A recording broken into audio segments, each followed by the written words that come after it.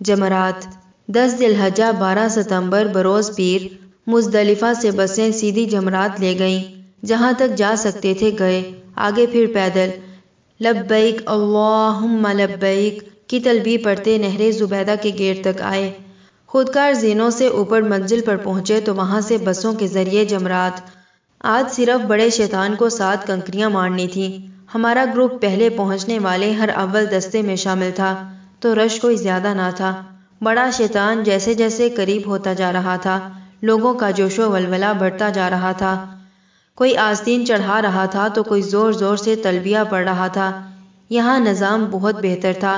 4 منزلہ جمرات میں تینوں شیطانوں کے لیے 20-20 میٹر لمبی دیواریں بنا دی گئی تھیں، ایک جانب سے جاؤ دوسری جانب سے نکل آؤ، بڑا سموتھ سسٹم تھا۔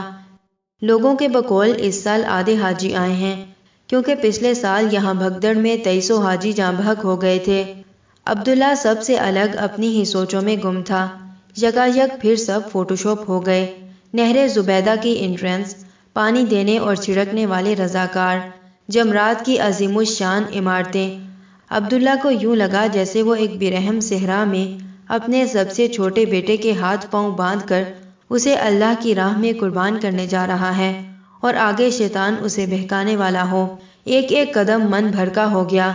کبھی وہ اپنے قدموں میں پڑے اپنے مچلتے ہوئے بیٹے کو دیکھتا اور پھر کہتا لبیک اللہم لبیک لبیک لا شریک لک لبیک ان الحمد والنعمت لک والملک لا شریک لک، اور آنسوؤں کی جھڑی لگتی چلی جاتی۔ نہ جائے ماندن نہ پائے رفتن، وہ آخرکار شیطان کے سامنے پہنچ گیا۔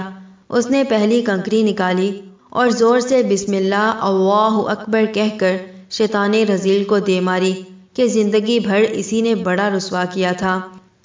شیطان سے مکالمہ۔ اچانک اسے شیطان کی آواز آئی، عبداللہ تم یہاں کیسے؟ کیا ٹور پر گھومنے آئے ہو؟ نہیں، عبداللہ دھاڑا، میں حج پر آیا ہوں۔ شیطان نے کہا مارا، بہت خوب، یہ بھی خوب، تجھ پر تو بڑی محنت کی ہے، چل جا، ضد نہ کر، شاباش، اگلے کو راستہ دے۔ نہیں شیطان مردود، میں اللہ کو مانتا ہوں۔ لو تو میں نے کب اللہ کا انکار کیا ہے؟ میں بھی تو مانتا ہوں۔ شیطان نے تعجب سے کہا، مجھے اللہ کی رحمت پر پورا بھروسہ ہے۔ لو، مجھ سے زیادہ کسے ہوگا؟ تبھی تو تمام انسانوں کو بہکا کے بھی یقین ہے کہ بخشا جاؤں گا۔ تو چپ کر مردود، اب تو مجھے نہ بہکا سکے گا۔ چھوڑ عبداللہ، ایسی باتیں منافقوں کے منہ سے اچھی نہیں لگتی۔ میں تو کم از کم منافق نہیں ہوں۔ یہاں آ کر پتھر مارتے ہو، جب حد سے باہر ملتا ہوں تو سیلفیاں کھنچواتے ہو۔ آج کسی فلمی ایوارڈ شو میں چلے جاؤ، کسی ایکٹر ایکٹریس کے روپ میں ملوں، کسی کھلاڑی یا سیاستدان، حتیٰ کہ ڈانس کرنے والی گانا گانے والی کے روپ میں ملوں تو تم لوگ اسی طرح لائن لگا کر آٹوگراف لیتے ہو، سیلفیاں بنواتے ہو، بڑے آئے کنکریاں مارنے والے۔ میں نے ایک باری حضرت ابراہیم علیہ السلام کو بہکایا، اللہ کے لیے کچھ کرنے سے منع کیا تو دیکھ اللہ نے کیسی عبرت کا نشان بنا دیا کہ 6500 سالوں سے لوگ کنکریاں مارتے ہیں اور میں سر پر مٹی ڈالنے کے سوا کچھ نہیں کر سکتا۔ تم خود سوچو، کتنوں کو بہکاتے ہو، رات فون کے نائٹ پیکیجز پر کون کون سی باتیں کرتے ہو، گناہوں کی کیسی کیسی سوچیں پالتے ہو، کب کب اللہ کے حکم کی مخالفت کرتے ہو۔ تمہیں نہیں لگتا کہ تمہیں کنکریاں مارنی چاہیے؟ یہاں تو ہر شخص اپنی کنکریاں ساتھ لے کر آتا ہے اور خود ہی کو مارتا ہے۔ چل تو بھی خوش ہو جا، چل چھوڑ، آ میرے ساتھ، ادھر کھڑا ہو جا دیوار سے لگ کے، آپس کی بات ہے، زیادہ فرق تو نہیں ہے ہم دونوں میں، دیکھ پیچھے مڑ کے دیکھ۔ عبداللہ نے گردن گھمائی تو درجنوں لوگ سیلفیاں کھینچ رہے تھے۔ عبداللہ نے باقی کنکریاں ماری اور بوجھل قدموں سے ہوٹل کی راہ لی۔ قربانی۔ گروپ میں موجود ایک صاحب کے سسر کا اپنا مذبح خانہ تھا، 500 ریال کا ایک بربری بکرا عبداللہ نے انہیں ہی قربانی کا کہہ دیا تھا۔ ان صاحب نے رمی سے فارغ ہوتے ہی انہیں فون کر دیا۔ 8 بجے صبح رمی سے فراغت ہوئی بس، اور پھر پیدل مسافت طے کرتے ہوئے ہوٹل 9 بجے تک پہنچے اور تب تک قربانی ہونے کی کنفرمیشن آ چکی تھی۔ عبداللہ کا ارادہ سرخ اونٹ کرنے کا تھا جو 10,000 ریال تک آ جاتا ہے، مگر جب اس نے اپنے مینٹور کو فون کیا تو انہوں نے منع کر دیا اور کہا کہ آپ مکہ میں 15 دنوں سے کم ہیں، قربانی گھر پاکستان میں کریں کہ غریبوں کا بھلا ہو، یہاں تو کھال اور گوشت دونوں ہی ضائع ہو جانے کا قوی امکان ہے۔ حج کران کے دم شکر کی جو قربانی بنتی ہے وہ کریں اور بس پیسے کسی اور غریب کے کام آ جائیں گے۔ اور یوں بکرے کی قربانی کے ساتھ یہ سنت بھی پوری ہوئی۔ حلق بال کٹوانا۔ اگر 1/4 بال کاٹ لیے جائیں تو وہ قصر کہلاتا ہے۔ مکمل طور پر استرے سے سر صاف کر لیں تو یہ حدیث میں افضل آیا ہے اور اسے حلق کہتے ہیں۔ عبداللہ سوچا کرتا جو لوگ بال نہیں دے سکتے وہ جان کیسے دیں گے؟ خیر کیونکہ وہ جلدی فارغ ہو گیا تھا تو رش کم تھا، تھوڑی دیر میں 35 ریال میں اس کا حلق ہو گیا۔ برابر والی دکان والا 45 ریال چارج کر رہا تھا۔ تھوڑی دیر میں کسی محکمہ والے نے چھاپا مارا، 20 ریال لینے کا کہا اور بڑی بھاری جرمانہ کر دیا۔ دکاندار نے بال کاٹنے والے آدھے کر دیے اور کہا کہ آرام آرام سے کاٹو تاکہ بدلہ غریب حاجیوں سے لیا جا سکے۔ ایک آدمی پریشان حال ملا، کہنے لگا میں نے تو لاکھوں خرچ کر کے مصنوعی بال لگوائے ہیں، میری تو انویسٹمنٹ ڈوب جائے گی، یہ تو واپس بھی نہیں اگیں گے۔ اب اس کا جواب تو کوئی مفتی صاحب ہی دیں گے۔ عبداللہ ان کی پریشانی پر صرف تعجب ہی کر سکتا تھا۔ بہت سے لوگ اپنے شیورز اور ریزر ساتھ لے گئے تھے کہ نرخوں کی گرانی سے بچیں اور حجام کے ہاتھوں سر کا کیما نہ بنوائیں۔ اصل میں گرمی کے باعث اور احرام کی حالت میں صابن یا شیمپو کا استعمال نہ کرنے کی وجہ سے سر میں ڈھیر سارے دانے نکل آتے ہیں۔ جب اس طرح چلتا ہے تو وہ پاپ کارن کی طرح پھٹنے لگتے ہیں، لہٰذا تھوڑا بہت خون نکلنا تو روٹین کی بات ہے۔ پریشان نہ ہوں، الکوہل وائپس اپنے پاس رکھیں اور اس سے سر صاف کر لیں۔ احرام، رمی، قربانی، حلق، اسی ترتیب کے ساتھ کر کے آپ اب احرام کھول سکتے ہیں۔ عبداللہ نے نہا دھو کر نئے کپڑے پہنے۔ تھکن خوب تھی کہ 9 ذی الحجہ کی صبح سے جاگ رہے تھے اور مزدلفہ کی رات تو ویسے بھی سال کے برابر تھی، اوپر سے آج گرمی کچھ زیادہ تھی، باقی لوگوں کے رش کی وجہ سے یا کوئی اور وجہ۔ حج کا دن ہمیشہ گرم ہوتا ہے۔ عبداللہ نے سوچا ہاتھ کے ہاتھ طواف زیارت کرتا ہوں، حج کا آخری فرض بھی پورا ہو جائے گا اور پھر سکون سے سو لوں گا، کیونکہ ابھی صرف 10:30 بجے ہیں تو لوگوں کا رش بھی کم ہوگا۔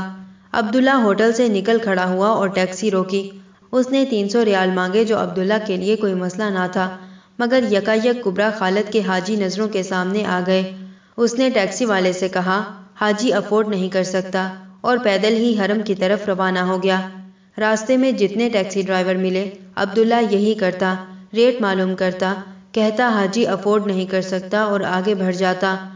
ہوٹل سے حرم کا راستہ 6 کلومیٹر ہے، مگر گرمی اور لوگوں کے ہجوم میں 60 لگ رہا تھا۔ جگہ جگہ لوگ روڈ پر حجامتیں بنوا رہے تھے 5-10 ریال دے کر۔ یہ بری بات ہے، ایسے نہیں کرنا چاہیے۔ ایک تو سڑک کنارے بال کٹوانا کوئی اچھی بات نہیں، اور بال کاٹنے والے ایک ہی گندا ریزر استعمال کرتے ہیں جس سے میڈیکل کی کتنی پرابلم ہو سکتی ہے، اور پھر آپ کے گندے بال تمام حاجیوں کی ٹانگوں میں آتے ہیں۔ خیر 2 گھنٹوں کی مسافت کے بعد عبداللہ حرم پہنچ گیا، مگر یہاں تو ایسا رش کہ اتنا رش تو عبداللہ نے زندگی میں کبھی نہ دیکھا تھا۔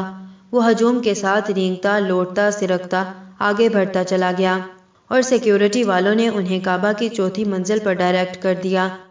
یہاں رش صحن کعبہ کے مقابلے میں نسبتاً کم تھا، مگر پھر بھی بہت تھا۔ صحن کعبہ میں تو ٹریفک جام تھی کہ کوئی انچ بھر بھی حرکت کرتا نظر نہیں آ رہا تھا۔ یہاں لوگ اپنے جوتے چپل پہن کر طواف کر رہے تھے کہ چھت کوئی نہیں تھی اور شدید گرمی سے زمین تپ رہی تھی، دھوپ اور پیدل چلنے کی تھکن۔ عبداللہ نڈھال ہو رہا تھا۔ اس نے آب زمزم پیا، ظہر کی نماز جماعت سے ادا کی اور طواف شروع کر دیا۔ چھت سے طواف صحن کے طواف سے دگنا بڑا ہے۔ عبداللہ بار بار اپنے جسم کو صلواتیں سناتا کہ کچھ شرم کر لے، کچھ حیا کر لے۔ کئی سالوں سے اچھا کھلا پلا رہا ہوں، آرام دے رہا ہوں، اس دن کے لیے آج ناک نہ کٹوا، آج تو لاج رکھ لے، چل اپنے رب کی راہ میں چل، اللہ کے لیے چل۔ یہاں بھی لوگوں کی live broadcasting, selfie shows اور موبائل فونز جاری تھے۔ اللہ غارت کرے ان لوگوں کو جن کے فون یہاں بھی بجتے ہیں۔ اے کاش امت مسلمہ مسجد الحرام کو سینما جتنی ہی عزت دے دے کہ موبائل بند کر کے خاموشی سے طواف کر لے، نماز پڑھ لے۔ ہجوم میں جب آپ گھرے ہوتے ہیں تو صرف ایک بات کی فکر ہوتی ہے، اور وہ ہے کہ سانس آتی رہے۔ نہ آپ اپنی مرضی سے چل رہے ہوتے ہیں، نہ رک سکتے ہیں، بس گھسٹتے چلے جاتے ہیں۔ عبداللہ نے بڑی کوشش کی کہ اس کی فوٹو شاپ اسکلز آج بھی چل جائیں، مگر ایسا کچھ نہ ہوا۔ کوئی دعا یاد رہ گئی تو پڑھ لی، ورنہ سارے طواف میں زندہ بچ جانے کی ہی دعائیں مانگتا رہا۔ طواف کے بعد مقام ابراہیم کے پیچھے 2 نفل پڑھے اور اسی راستے سے واپس۔ چوتھی منزل کے حرم سے باہر کے باقی تمام راستے بند تھے۔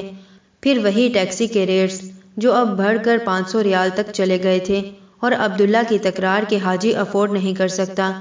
اس نے واپس پھر پیدل ہی راہ لی۔ حرم کے ساتھ ہی ایک چھوٹا سا بازار ہے، عبداللہ نے وہاں سے پانی کی بوتل لی۔ اس وقت تک وہ شدید پانی کی کمی کا شکار ہو چکا تھا اور فٹ پاتھ پر کچھ دیر کو بیٹھ گیا۔ کپڑے جھاڑ کر صاف کیے کہ وہ تمام حاجی جو حلق کروا کے احرام اتارے بغیر یہاں آ گئے تھے، ان کے بال طواف کے دوران تمام حاجیوں میں تبرک کے طور پر بڑھ چکے تھے۔